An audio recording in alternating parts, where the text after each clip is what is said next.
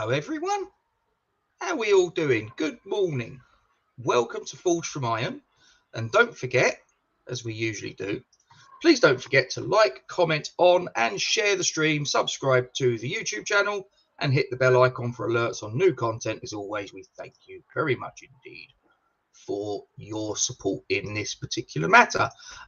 Speaking of support, as I always do, try and point you towards this particular charity that we like to champion, the Iron Supporting Food Banks charity. For any of you guys that are going there tonight, and I don't think there's going to be many, Duke, if the reports are correct from what I'm hearing, this charity operates in the Newham Borough area, trying to give needy families some food on their table. You've got a Just Giving link there. I'll put it in the comment section momentarily for you to click on should you so wish and make a donation. If you go to the game tonight, if you come out of Westfield, you're heading towards the London Stadium. You've got the Aquatic Centre on your left on that bridge, and you go along. John, the guy that runs it, is normally parked up on a bench. I'm assuming he's going to be there tonight. He normally is, unless he's got problems with train or whatever, which a lot of people will. But he normally rocks up there on a bench with a big flag. He's fairly prominent.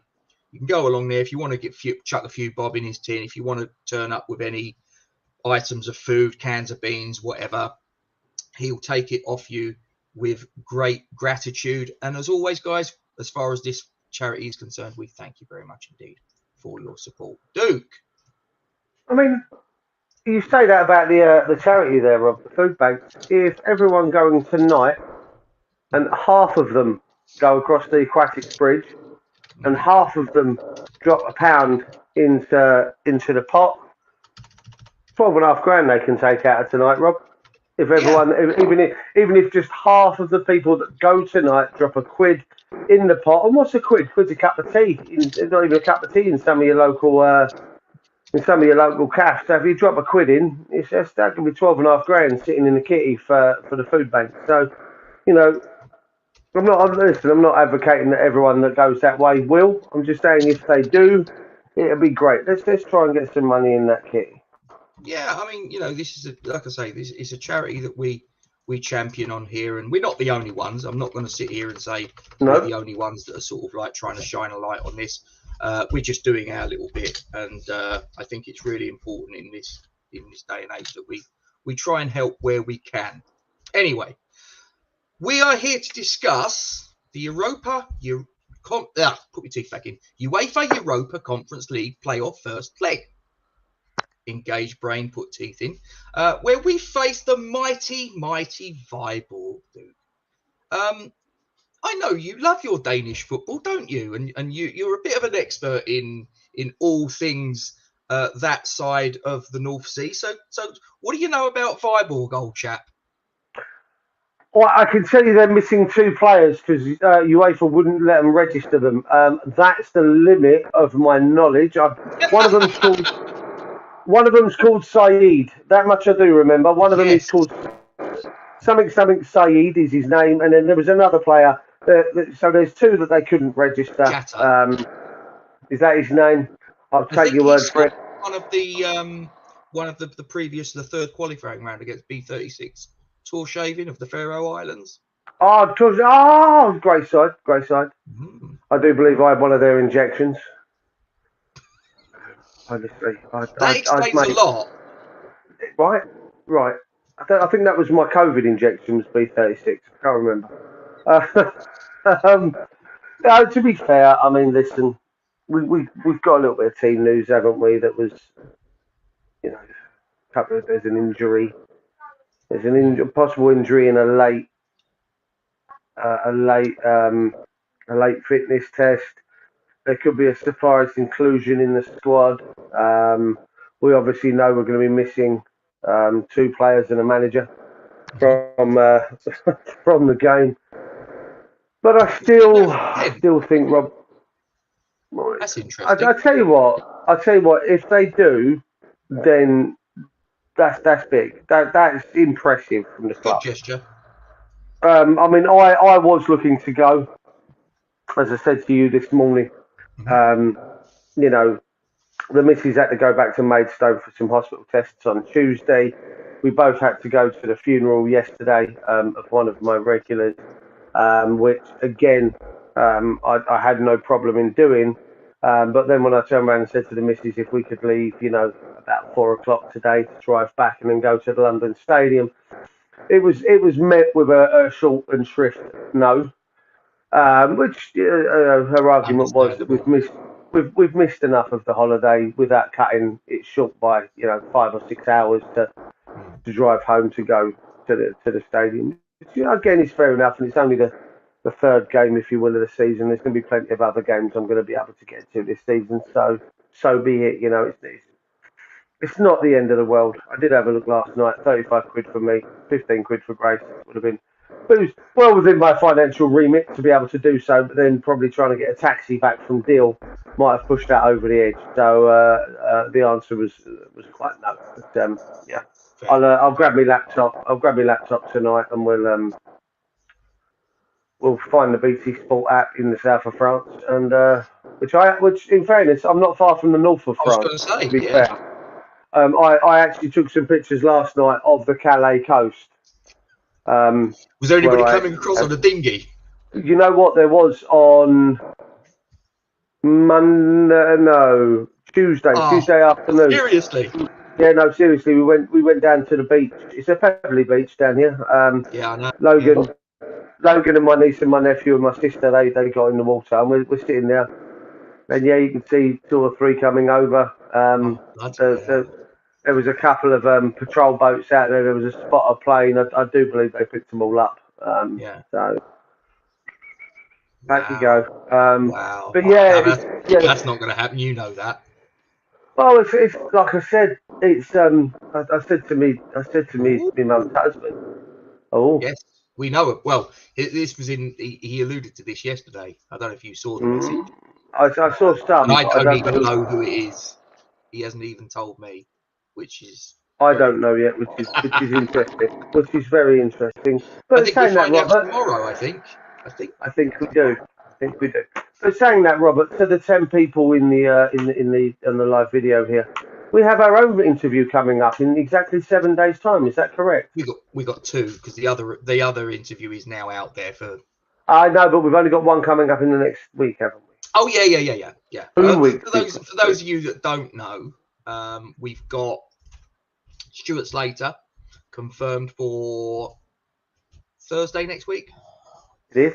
Thursday the 25th. He's coming on for a Q&A 7:30 thereabouts, if the technology works right and there isn't any problems, because as we know, when we've watched Russ sometimes doing his Q&As and things, and there's the player that's booked to come on, sometimes something crops up at the last minute, and that's life, whether it's technology or something happens the other end or this end, it can all go wrong.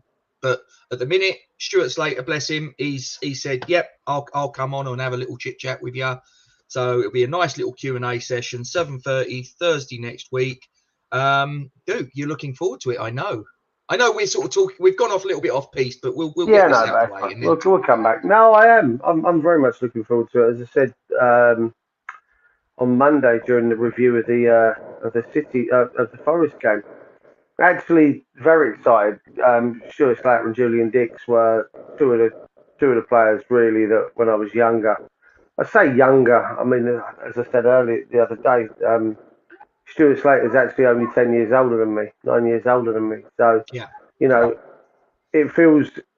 to feel a bit weird in a way, and as it did when we met him a couple of months ago. Rob is having this kind of fanboy moment for a guy that is actually only not even 10 years older than myself. This is the guy that I did idolise, watch playing in the claret and blue. So it's going to be a kind of a strange moment for me, and to be. I mean, like I say, I've spoken to him in a pub setting. When we went to the meet and greet, and stood there having a couple of beers with himself and Wardy and Stinks to a point and Matty Jarvis. Mm-hmm. So yeah, it's going to be. I'm really looking forward to it. I have to say. Obviously, you and me are going to sit down early part of next week, and we'll work out some of our questions. See if we can come up with something that's not already been covered, multiple times. Try and keep it interesting for him as well as everyone that's watching. Yeah. So Stuart Slater, I tell you what, just because I like to show off every now and again. That's the thumbnail. That's the thumbnail. Look at that shirt, Duke. And he always ran with his tongue poking out, didn't he? Like He did. Stuart Pearce used to do that. Concentration thing, isn't it? Yeah. And so then the other that's interview. A sexy shirt, and I need to find that. Absolutely. The other interview is the 30th of August, again 7:30. This will be on a Tuesday, and it is the legend known as Mr. Tony Carr. There he is, youth team coach, academy director, and I tell you what, and we are going to reference it when he comes on. We are going to talk about his book, which I've got a copy of, and I know you have as well. I do indeed. You've got it. Have you actually read any of it yet? Have you had an opportunity? To be honest with you, I haven't. It's currently sat on my memorabilia shelf, with a few other bits and pieces that I've managed to find as I've been unpacking bits. I have actually had a message sent to me by a friend of mine. Okay. And it's not necessarily it's a question for Tony Carr. They got in touch with me. It's a message. It's a question for Tony Carr. Obviously, I'm not going to read it out now. What people are on. Obviously, I'll let you know when we're done. But it's a very, very interesting question. Okay. Very interesting, and it will certainly. I won't say it'll put Tony Carr on the spot, but it will certainly test him. It might have him scrambling a little bit. Talk to me later. Okay. Before we get on to all things Viborg, we'll answer this question from Mitch. Have we seen the links to Maitland-Niles? Yes, I have. Have you, Duke? Mm-hmm. Yes. It excites me. Okay. It excites me. Okay. My thoughts are. Sorry. I'm just going to say my thoughts are he ticks the boxes in a lot of ways, in the sense that we know that David Moyes likes a bit of versatility about his players, and I think it's fair to say you could attribute the tag versatile to Ainsley Maitland-Niles. Have you seen how many positions that kid can play? Yeah, there's a number there, Robert. And there, I mean, but it excites me as well, because he's a good player. I like him, and I think in the right surroundings, with the right arm over his shoulder, with the right development, which we have been known for. Let's not dick around. It is something that we have been known for. I mean, the gentleman we alluded to a moment ago. We have the history of being able to bring these types of players and give them the development that they need. With the right coaching, the right development, Ainsley Maitland-Niles can be a top player, and I'd be very, very excited to see him come to us. Fair. He's also saying that he's seen from a very reliable source in this window that personal terms have been agreed with Hans Vanaken. Now, am I an expert on Belgian football? No, I'm not. But I just look at it and go, he's going to be 30 next Wednesday, I believe. The reason I know that is because that's my wedding anniversary. So in case anybody thinks I'm a Hans Vanaken fanboy, it's just that I saw the date that his birthday fell, and I went, oh, that looks familiar. Next Thursday? No, Wednesday. Wednesday, okay, because I was about to throw something at you that you've managed to book in the Stuart Slater interview. And this is the reason that the Tony Carr one is on the 30th and not on the 31st, as one of the dates you gave me, was because the 31st is mine and Joe's 22nd anniversary. So that was the reason that I wasn't doing the Tony Carr one on the 31st. So yeah, me and Joe, our 22nd anniversary on the 31st. Yeah. Yeah. I mean, I just think with Vanaken, though, he's possibly a little bit older than I would have liked. to have signed. But listen, I'm just of the opinion that, look, I'd not really heard too much about Thomas Souček, Vladimir Kufal, and various other players that he's brought in. I can't really say I'd known too much about Gianluca Scamacca, although he's yet to be proven in the Premier League. But I just think, look, if David Moyes has brought these guys in, David Moyes has forgotten more about Premier League football than you or I will ever know. You know, he's been a manager for over 20 years. He knows the terrain. I know he's getting some criticism at the moment. And believe me, he frustrates the life out of me with substitutions and things like that. And the amount of time that it appears he takes with not substitutes, with transfers. And I've got Everton fans that say the same thing. This was him at Everton. There's a lot of things that I can criticise David Moyes for, but at the end of the day, he is the manager and I have to put my faith in him. So, yeah. Anyway, right, let's get back to talking about Viborg. So, right, let me just get this up on the screen because I've put together what I suspect might be David Moyes'. Well, it's probably more my 11, but, you know, whatever, bear with me. So, there we go. So, let's go through it, shall we do? So, Areola in goal. I think that takes care of itself. Back four, I've gone with left back Longello because, quite frankly, I don't think we've got a choice but to play him. Ben Johnson as the left centre-back. He's been deployed as the right centre-back recently, but I think he's going to move across to the left because I suspect that Thilo Kehrer will come in on debut. I wouldn't play Kurt Zuma. The guy looks like he is carrying an injury, and I really don't think that he needs to be risked tonight. Give him the night off. Harrison Ashby then coming in at right fullback. Now, I am aware that yesterday there was some whispers about Flynn Downs, but Billy McKinley, who I believe will be taking charge tonight in David Moyes' absence, has turned around and said that it shouldn't keep him out tonight. It's a toe injury. Yeah, it shouldn't be a biggie. He will hopefully, in my opinion, to partner Thomas Souček. Now, I put him there as the captain, you'll notice, because obviously Declan Rice and Aaron Cresswell are unavailable tonight. Aaron Cresswell, I would have thought, would have had the armband if Declan Rice hadn't have made it, or I've got a funny feeling maybe Lucas Fabianski, because have we actually got an official vice captain?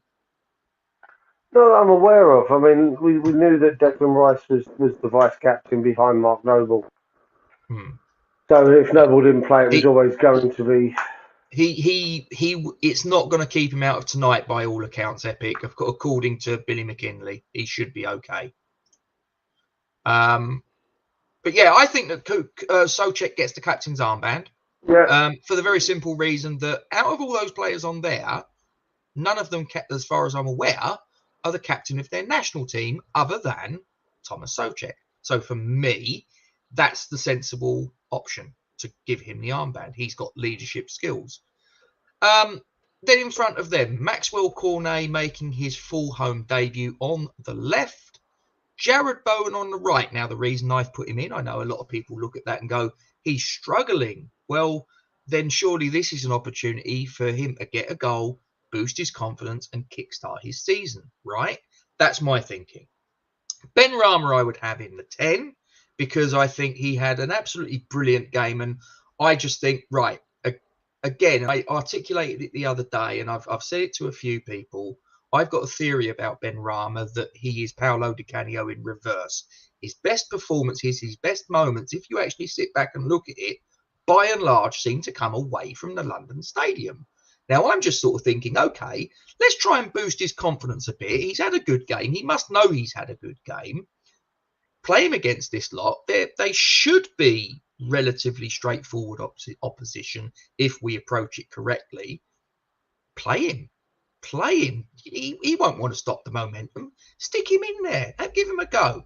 And then up top, in place of Michail Antonio, Gianluca Scamacca. Talk to me, Duke. Right, well, okay. So, obviously, you put Bowen there to give him a bit of confidence, try and bring him up a little bit, get his goal, get his confidence back again. Eamon says he'd drop Bowen. I'd play Bowen, but for 8 different reasons, Rob. Okay. I'd European tie him. Because then if Liverpool or Arsenal are interested in Jarrod Bowen, he's going to be cup tied for Europe. Playing tonight, bollocks. Make it harder for him. Is he cup tied playing in a playoff, though? Surely he would be. It's a European game, as far as I would be aware. Kenton, no. Kenton, no, in a minute. But if that's the case, that'd be what I'd be playing with right now. And I'd make a point to Bowen that, you know what, that's why I'm playing you. Yeah. Because if your head has been turned and that's why you've been shit for 2 games, tough shit. I'm going to play you. I'll make you cup tied in Europe. I don't give monkeys. Honestly, that's where I'd be at, Rob.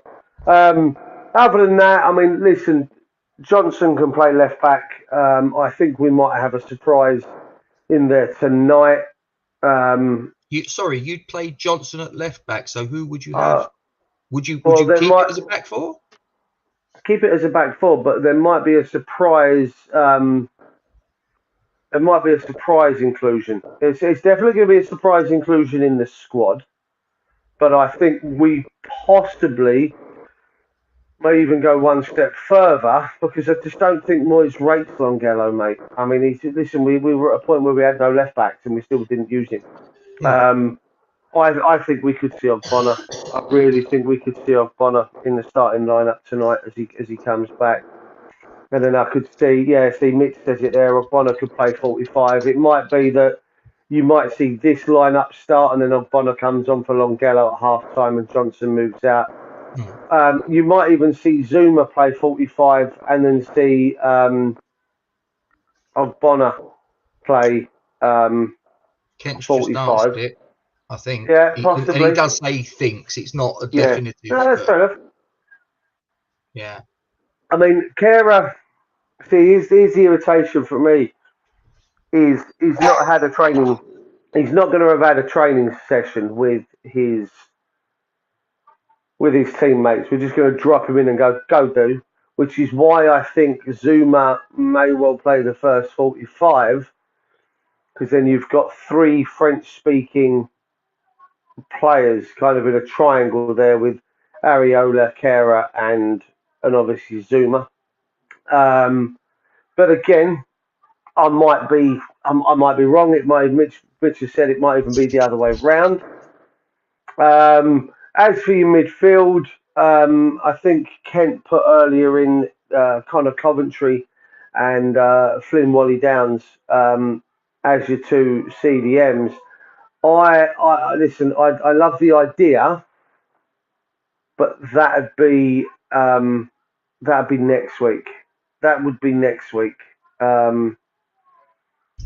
Did he?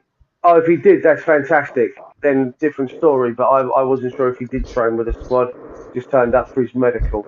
Next week might be the idea for the Downs Coventry combo. If obviously tonight goes all well and good. Have you put Bacon next to the Viborg name at the top there? You have, haven't you? For fuck's sake, Robert. You know I'm a mischievous. What's it? Yeah. But the front 4 are exactly what I said. I was talking to my brother yesterday once I got back from the funeral. And we were sitting down having a few beers. There was me, my brother-in-law, my brother. And I actually said the front 4 is how I want to see the front 4. Not just for this game, but for going forward for the rest of the season, Rob. I just think that's a cracking front 4. And regardless of what we do at the back, outside the top 5 or 6, we're capable of outscoring any team in the Premier League with that front 4. Yeah. Bar the top 6. Bar the top 6, I think we're capable of outscoring in a game any of the other teams in the Premier League. It just depends on them what we do against, the top 6, the big boys, if you will. I like that team. I do think you're right with Souček and Downs. And it does just depend on that back 4, doesn't it? Yeah, absolutely. Right. Okay. So, I'll tell you, I'm just going to ask you to expand Double H. In fact, Double H has expanded. He's not convinced of Scamacca. to be honest, I don't really think you can draw a conclusion on Scamacca based upon what's he played in a West Ham shirt, probably about 50, 60 minutes. Oh, well, yeah, that's true. Yeah. So, if that, really. difficult. Must he played 2 games? He hasn't played. Yeah, probably about 40 minutes. I wouldn't play Zuma, Mitch. I got to be honest, and I know what you're saying, because that may well be our first line back, sort of like centre back pairing. Although I don't know, it's an interesting one, because once everybody's fit, you think about it. We've got Kera, we've got Aguerd, we've got Zuma, we've got Dawson, we've got Ogbonna. What's our first choice centre back partnership going to be? And there's also a rumour that for 13 million quid we can have another left back / centre back, another player that's capable of playing in a back 3, I think, as well as at wing back and left back, which is at Emerson. I'll be honest, I wouldn't bother, because I sort of sit there and I think, well, hang on a minute. We've got Cresswell, we've got Johnson who can play there, Aguerd can play there, Cornet can play there, yeah. And so can Cornet. So it's like, I don't know. Maybe we don't need a left back as much as maybe people think.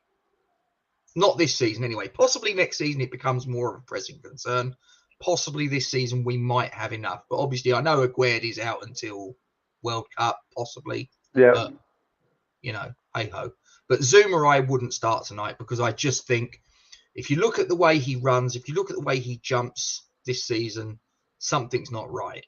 And I just think that if tonight is the straw that breaks the camel's back, I just don't think I think the risk outweighs the reward. We should have enough if we approach it correctly. I'm not taking Viborg lightly. They could do damage to us like Astra Gilgo did, a couple of years ago, twice in consecutive seasons they did us in Europe. So I don't sort of look at Viborg and go, well, there's no chance. But I do sort of like think we have to approach it right. And if we approach it right, if we go with that 11, I think that 11 has enough. Obviously, if Rice and Cresswell had been available, I'm not saying they'd start, but possibly they could have been an option off of the bench if it was going wrong. But listen, we are where we are. We're not where we want to be. Let's just get on with it. Am I mad? No. Yes. Do we need a proper left back? Yeah, I think we possibly do. But all I'm saying is, do we have players that in a pinch could play there? Yeah, we do. And let's be honest, Johnson last season played probably his best game at left back in the away game at Lyon. Lucky cross. Don't get me started. Don't start. Right. Shall we get onto the Viborg team? Yeah. Like I say, I thought you was the expert. I think there's an XL bacon double cheese in there, isn't there? I think, is he playing today?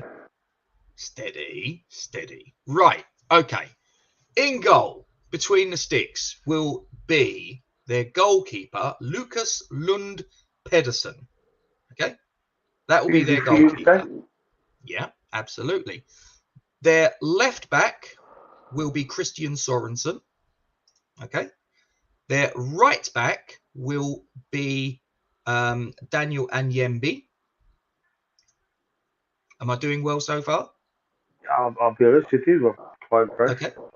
Slovenian international Zan Zalatel will be one of the centre backs. What's his name? Zan Zalatel. That's amazing. I don't know if I'm pronouncing. That's my favourite name so far. No, that's my favourite name so far. Carry on. Dan Zalatel. He sounds like a baddie in a Bond film. It's amazing. Go on. So? And Nicholas Bergi will be his defensive partner. I don't know if you pronounce Bergi or Bergi or something like that. Whatever. He sounds like do you remember when you used to wake up at my daughter did, and you had Dominic Wood and the other Pratt on the old BBC television running around supermarkets and stuff, go, bogies! That's what his name just reminded me of. I'm sorry, but that's the sort of name I can see them two idiots running around going, bogey! Like that round the shopping centre. Their midfield three, because they play a 4-3-3 predominantly, will be Jeppe Groning, who is the captain. His midfield partners will be the Dutchman Clint Leemans and he will be alongside. Hang on, what's his bloody name? Jensen in midfield. John. No, hang on. I'm trying to. Oh yeah. No, hang on. No, it's not him. Hang on. Where I've lost my list. Anyway, Jensen. His name's Jensen. Whatever. Fell apart there. I was doing quite well. You were doing really well. I've got no idea who Viborg are. I've just tried to cobble as much information together, same as everybody else. And I'm winging it. Let's be honest. That's what we normally do, for Christ's sakes. Anyway. Right. So up front will be Justin Lonwijk, who is a Netherlands player, and he will be partnered up front by Jan Roy Grot, who is also a Dutch national.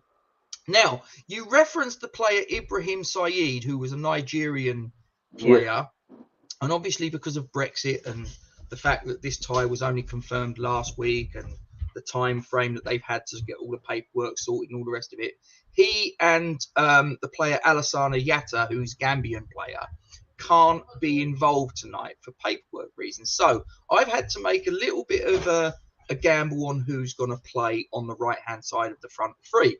And I have gone with Nils Mortimer Moreno, who used to be on the books at Barcelona. Now, it could well be that the Swedish striker Maraki Iandone plays as the number 9 and Jan Roy Grot comes out or maybe drops out in favour of Mortimer Moreno. I don't know. That is down to Jacob Friis to make that decision. Duke, give me your thoughts on the Viborg 11. This should be fun. Well, the fact that you've got a player there that was possibly once a million miles time ago was on the books at Barca. Yeah. I was on the books at Barca once a long time ago. Okay, I was at the new camp, Rob. I took a load of diaries off the shelf and I stood on them. That was as close as I got to being on the books at the new camp. So, I mean, it doesn't make much difference, does it? If the guy was apparently on the books, what was he, like a 9-year-old that had signed, schoolboy forms, or he once played at the like up at Goals Football Club at Bexley Youth, or the one in Dartford, you had like the Glenn Johnson soccer schools and Charlton football academies. Did Barcelona have one of them that he might have took part in as a lunchtime thing at school, and that's why he was on the books at Barcelona? What are we? No, like, he was there. He was there for a good while. I remember looking last night. In fact, ball boy. No, he was. Hang on, I did look last night on Transfer Market as to what his pedigree was. Well, let's put it this way, right?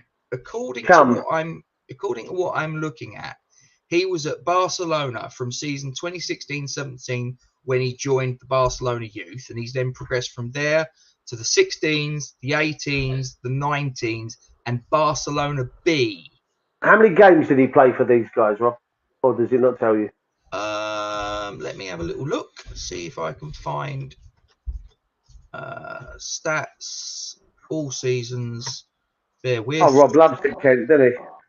Right, he's played 13 matches for Barcelona's under-19s, and he has played 39 matches for Barcelona Athletic, which is essentially their reserve team. And he's played 5 matches for Viborg with 1 goal to his name. So, I mean, listen, we can't Duke, Epic. We can't afford to pay the funds that Stell must have to his disposal, and to get these people on. I'm sure he would have cost an awful lot of money. Probably sort of like a sort of pack, a Dane pack or a Lure pack or something. I don't know. I couldn't help it. A couple of Freddo frogs. They probably called us roast beefs or something, like, I don't know, like the French do. They call us the roast beefs, didn't they? Yes, they do. Yeah. I mean, listen, look, Matthew Hossack said there that the Dutch striker played for Leeds a few years back. Grot? Grot or Lombik? I don't know. I mean, listen, it's no disrespect to this team and the players that they have, but they're not Premier League standard, quite clearly. Okay, No, then and Moreno is not. He's quite clearly not a Barcelona-esque player. Um, so, regardless of what we do tomorrow, tonight, Jesus Christ. cheers, Ken. If we Appreciate it. if we have even a half team out, Rob, of first team players, then that I should be used enough I for used to me, in my coach. theory. I used to coach at Dartford YMCA, Ken. Glenn Johnson allegedly was nicked for So did stealing a bath Jimmy tap. Bullard. Actually, he played for Dartford YMCA as well. They can't see what you just did there because you're not on the screen. Good. Do you want to just sort of like go again? You don't want to Nah, do no that? need to, Rob. Oh, No okay. need to. All right. Rob. Okay. All right. Just checking. I can see what he's doing. I can see what he's doing. Fucking hand pumper. I thought you was waving. I thought it was a wave, but then I realised it was a loosely closed It was fist. a loosely closed fist backwards compared to a wave. Oh, Christ's sakes! I am Groot up by the front. way, I was going to say because the number 17, I'd lost my notes, and his name is Jakob Bond Jensen. It's not John Jensen. Jakob Bond. Yes, James Bond. Would have been better. He's the would have been better if his first name was Brooke. Would have been better if his first name was Brooke. Brooke Bond. If you wanted to know a little bit about Viborg and their general history, they were founded in 1896. They're 126 years old. Well, that's an old club. They've only got one trophy to their name, though. So they're a bit like, say, I don't know, Southampton, maybe? Because they've only won one trophy, hasn't they? The 76 FA Cup. They won the Danish Cup in the year 2000. You say that, Rob, but as Amy's already alluded to, there's only 12 teams in that league. So they're nothing like Southampton. Let's not fuck about. With Southampton, they've got like 18 other clubs that are big clubs, and there are 92 other clubs within their station. These have got 12 in their top league. What they got in the Division 2 and 3, like probably another 6. Yeah. So, I mean, listen, as I said earlier, I'd like to think that regardless of what we put out, as long as we put out maybe 6 what we consider to be first team players and then fill the other voids with the likes of, again, no disrespect to Flynn Downs, but he's not exactly that first choice first team player, whereas Souček is the first choice first team player. So if you were to do that in theory, Areola first choice first team player, yeah, I think so. Ashby not. Kehrer would be. Johnston probably would be. Longello wouldn't be. Downs wouldn't be. Souček would be. And then you're looking at with a front 4. You're looking at 8 first teamers that are going to be going out there, plus 3, shall we say, squad-based players going out there in Ashby, Longello, and Flynn Downs. Rob, that should be more than enough for us to take this tie. And by this tie, I mean the playoff tie as in a whole. That should be done and dusted tonight with 8 first-team players out there tonight. It really should be. It might be arrogance on my part. It might be me looking to really set myself up for a fall. But I really think 4, possibly even 5-0 that this tie should be done and dusted tonight. I don't think it's arrogance, Duke. I think it's a realistic expectation, because I'm not being funny. Even the bulk of their fans turn around and say, even with the team that I've put, which is, let's be honest, it's not our full strength 11, arguably, but realistically, we should get a comfortable victory. I'm not saying 5-6-0, but maybe 2-0, 3-0, 4-0, something in that sort of region. I don't think is unrealistic. I think 4 or 5 is where I'm sitting with that team. If it was, I don't know, if you took Souček out and put in Coventry, then I'm probably looking at a 3-0 win. If you took out, I don't know, Bowen and put in Chester's, let's say, or move Ben Rama or someone over, then I'd still be looking at maybe 3-0, so it's it's not necessarily arrogance, but it's also that confidence that even not necessarily our youngsters, because we've seen our youngsters a couple of years ago, Rob, and they got turned over, didn't they? I mean, by a non-league side, so you can't make too many. Beat him this That's what season, I say. Yeah. But obviously the players have come on a long way, and a few of the other ones from Ebbsfleet would have moved on as such. But my take is that you combine the youngsters with the seniority, like I say, with eight what I would consider to be first choice players, and I do include Johnson in that at the moment because he's started the first two Premier League games. Whether that's because that's injuries or what, he's still got to be considered a first team, first choice. Same as for me, Ariola. Yeah. There's eight first teamers in that. The only ones that I wouldn't consider to be would be Longello, Ashby, and again, no disrespect to Flynn Downs. He's got some work to do before he offsets either Souček or Declan Rice. Any player that's going to be playing CDM other than Thomas Souček and Declan Rice isn't going to be considered a first choice, first team selection, just because you've got those two sitting in front of you. So 8 first teamers, 3 squad players should be more than enough for us to pick up a 4, possibly 5, 6-0 win this evening, and that confident. I'm going to go 3-0. I've got a funny feeling it'll probably be a fast start from us. I hope it's a fast start from us. I mean, there's some players out there, likes of Flynn Downs, for example, and possibly to a lesser degree, Gianluca Scamacca and Maxwell Cornet, that hopefully we'll see this as something of an audition, something of an opportunity.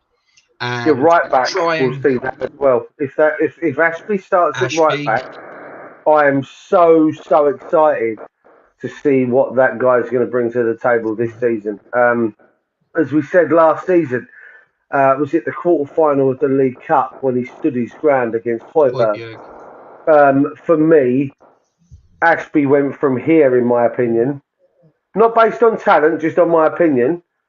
He went from here to here just on that one moment. That was when I realised from being first team ready here to being first team ready here, because you've got someone who's a perennial bully, and I stand by that statement I made when we did the review of that game. Mm-hmm. He's a perennial bully. He's in there alongside Joey Barton, Robbie Savage. He's one of those kind of players. I can't stand Højbjerg. Love him to play for us. He plays for another team. I can't stand him. The fact that he was here on Ashby, and Ashby just stood there going, "What? What's the problem, dickhead? Fuck off." Love that from him. Absolutely loved it. So I'm really excited to see what this season does bring for Ashby. I really am. Absolutely. Yeah, as I say, I think the players that are not maybe, like I say, Flynn Downs isn't a sort of nailed on starting 11 player. Ashby isn't a nailed down starting 11 player. So there's certain players in there that should be looking at tonight as a little bit of a opportunity for them to put pressure on David Moyes to maybe keep them in the first 11, or if not in the first 11, that if something goes wrong in the next game and they're on the bench, that they could possibly be the go-to guy should the situation dictate. There's other players, and like I say, for slightly different reasons. I mean, I looked at Souček's performance on Sunday, and I thought he was getting in the right positions. The ball just didn't go in the back of the net, but he was getting in the right positions. And I'm like, if he and I thought he was actually playing well in pre-season. If I'm being honest, I thought he was starting to look a little bit more like the Thomas Souček of 2 years ago, 18 months ago, whatever. So looking at that performance against Nottingham Forest, yes, he didn't score, but he did everything but, as far as I'm concerned. So I'm just looking at this lot and thinking this is an opportunity for him to, again, get his confidence up, get a little bit of momentum behind him, behind the team as well. Jared Bowen, for the other reason, because he didn't get in the right positions. He didn't make the right runs, take the right options. But again, this is a team that and I don't wish to sound like I'm being dismissive, patronising, condescending, whatever, but this is an opportunity that Jared Bowen could take to get that goal, to get that confidence boost. And again, we then go to the Brighton game, and he can then sort of like feed off of the back of it. But I have to be honest with Jared Bowen, and this might be quite controversial, dude. I don't know what your thoughts are. Please let me know. If tonight Jared Bowen starts and Jared Bowen struggles, then in my opinion, you've now got a problem. I would drop him for the Brighton game, and that might be a massive statement for some people, because Jared Bowen last season was arguably our best player. Him and Declan Rice, it was a close run thing, but some people would say Jared Bowen was our best player last season. Fine, pays your money, takes your choice. But after 3 games where he struggled, one of them was against the newly promoted team to the Premier League. The other is a team that, let's be completely honest, we should be putting away. If he struggles in those 3 consecutive games, I think you've got to bench him. Yeah, I agree with you. I think he's been like, as I said. Listen, we did our player ratings for the Forest game.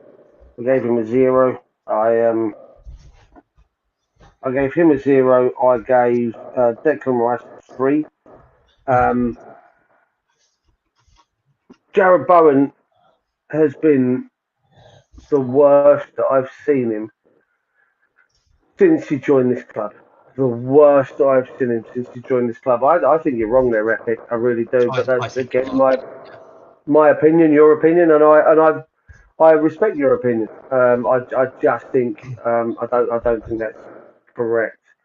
Jared Bowen, this has been the worst I've seen him since he's joined the club. He was substituted for doing more in that first season at the London Stadium than he did in the first 2 games that he played. He was substituted for doing more, and yet he's still not been taken off. You've got Antonio that can play right wing. You've got Antonio that can play left wing. You've got Ben Rama that can play left wing, right wing. You've got Fornals, Lanzini that can play left wing, right wing, 10. So I don't think he's as nailed on as people think he's going to be this season. What I do expect to see is a big game from Jared Bowen this evening. Big game. Yeah, absolutely. I think this is a vital game for Jared Bowen this season, massively. Like I say, if he struggles tonight, and I don't think he had a particularly good game at the last game. Not that a lot of people did, in fairness. So maybe it's unfair of me to judge him, but I will. He didn't exactly sort of pull up any trees in the last game of the season against Brighton.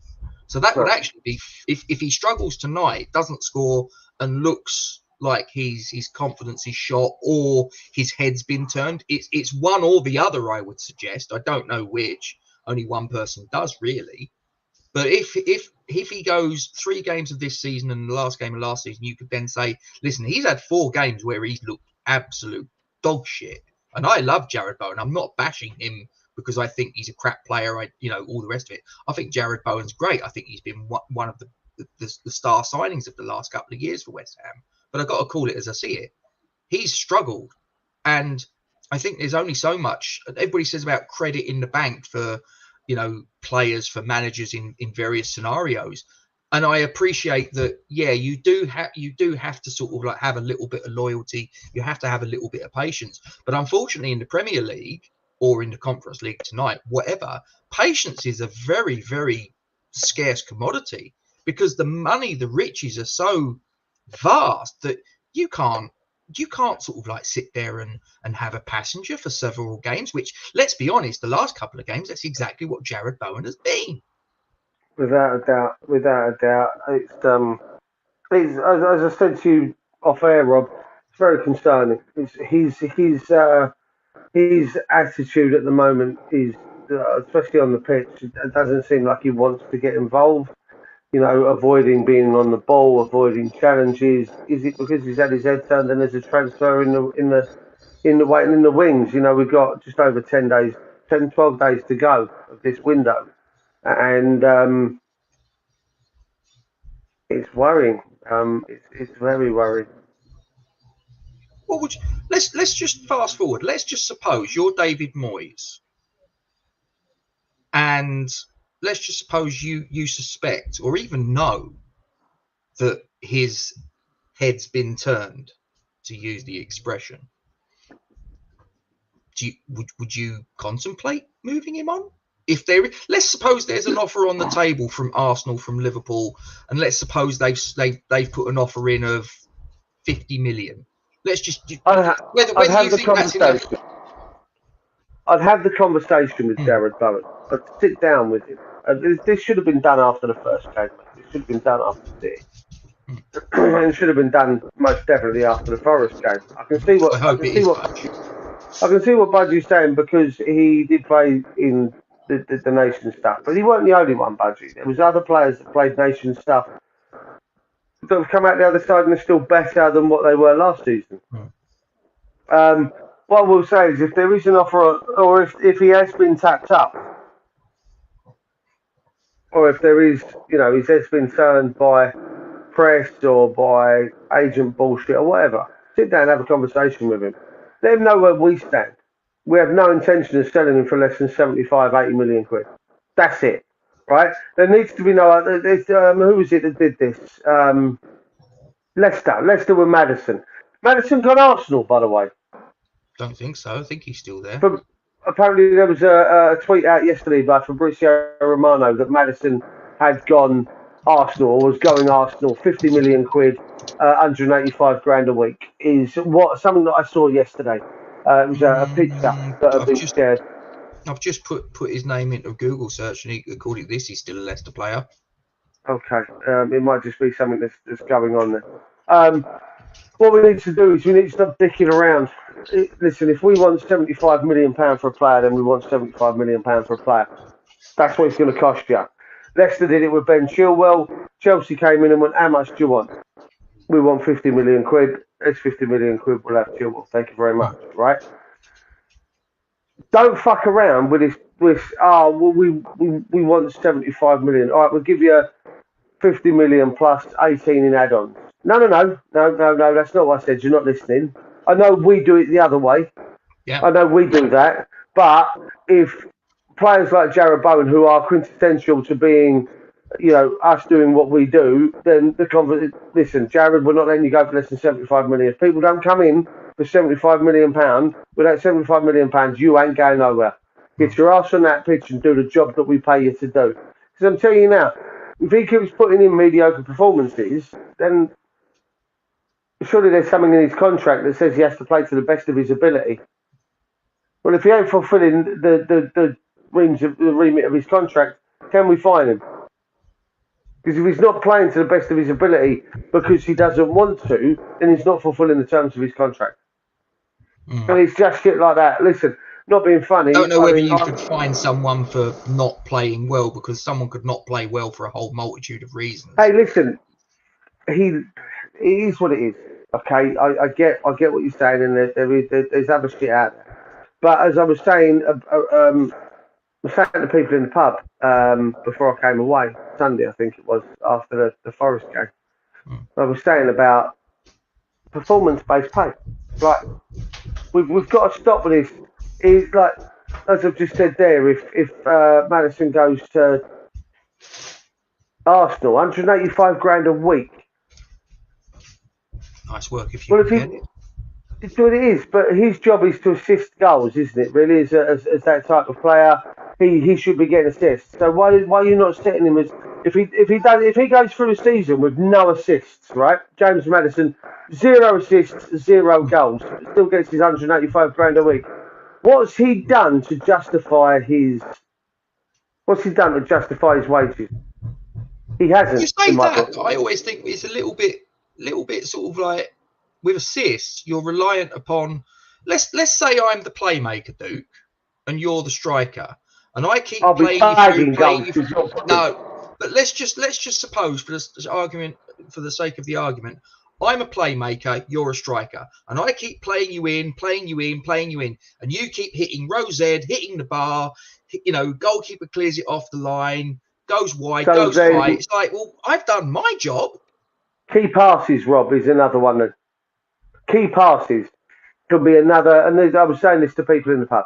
Key passes for an attacker, or for an attacking style player. Key passes, assists, goals. Attacking anything within the attacking remit of a player. So, dribbles, players beaten, man of the match style. If you're rewarded man of the match, here's another 10 grand. Shit like that. Because I tell you what, you then getting players to play for their fee. Look at Antonio last season, mate, and from January, when he did absolutely jack shit. Tell me that he justified the wages that we were paying him. No, he didn't, because he didn't score. Romelu Lukaku, did he justify his wages at Chelsea? No, because he didn't score. Therefore, he wasn't doing the job that you pay him to do. It's that simple. It's that easy. A player's job is to score goals. If you score a goal in a game, it's 10 grand. If you score a hat trick, you get your 30 grand plus a 20 grand bonus. Your job is to get out there and score goals. That's the be all and end all for a striker. A defender, goalkeeper, keep clean sheets. You're going to do anything within your power to stop that ball going in, because you want 20 grand at the end of the game, because you get a 20 grand bonus. For every goal you concede, you lose 5 grand. If you concede 4 goals, you get no bonus. Well, you're going to do everything in your remit then to stop conceding goals, because you want that bonus. You're going to do everything as a striker to score your team's goals, because you want to get paid. Therefore, the only people that benefit from this structured, performance-related wage setup is the club and its fans, because the fans will see what they want to see on the pitch. The club will perform better because your strikers are scoring you goals and your defenders are keeping you clean sheets. Because they're doing everything in their power to fight for their wages. There are players out there, mate. Mesut Ozil being a perfect example of 350 grand a week before he left Arsenal, doing jack shit and still picking up over £250,000 a week, over £1 million a month to do absolutely fuck all. If you gave him performance-based pay and he only got 50 grand a week, well, that's all he'd be earning. Your club would be saving a fucking fortune. That's where I'm at. But we're off of Viborg, so it don't matter. Well, it was 21. There's now 18 of you in the chat. Please don't forget to give your support to this particular charity, the Iron Supporting Food Bank charity. I have just posted in the live chat for your delectation a Just Giving link that you can click on and go and make a donation to this charity. And if you're not too sure what it's all about, this is a charity that for families that are in the Newham Borough area, which is where West Ham reside. There are some families that are struggling with this cost of living crisis and literally can't feed their family. You imagine that. You've got kids that need feeding 6 weeks old, and you're like, oh, I've got nothing in the cupboard. This is a charity that tries to help these particular families out. If you guys can go onto the Just Giving link and put a couple of bob in the tin, it'd be much appreciated. Or if any of you are able to go to the game because you live close to the ground or you've got some mode of transport that isn't a train, you can, if you come out of Westfield, you're going across the bridge, you've got the Aquatic Centre on your left, you've got the London Stadium in front of you.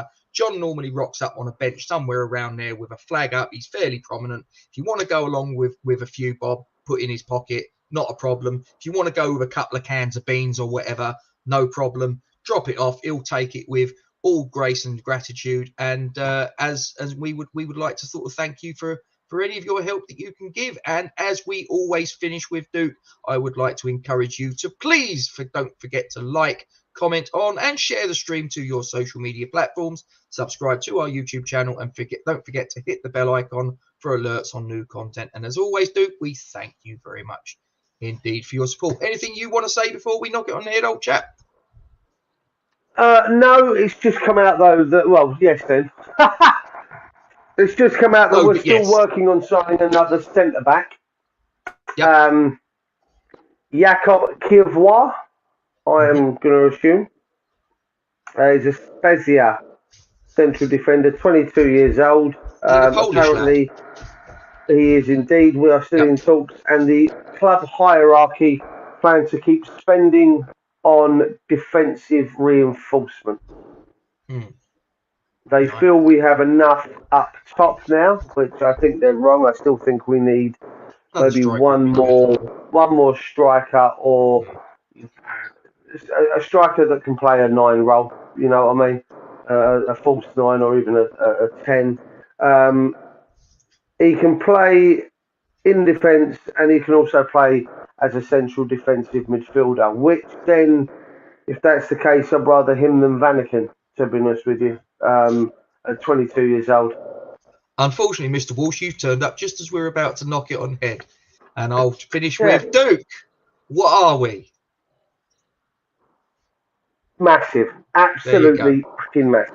And I've got a funny feeling I might have more seats around me tonight than I've got spectators. But there you go. I'll be there singing, up in the gods. Come on, you Irons!